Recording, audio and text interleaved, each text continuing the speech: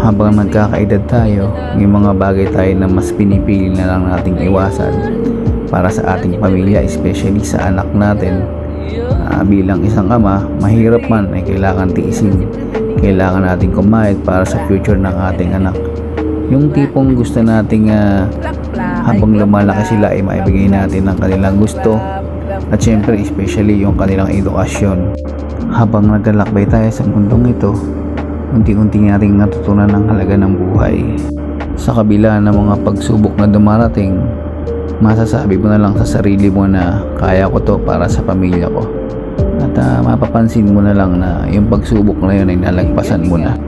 Although alam naman natin na marami pang pagsubok ang darating, gawin lang nating inspirasyon ng ating pamilya at sigurado walang pagsubok na hindi malalagpasan. You're my strongest inspiration, and I love you.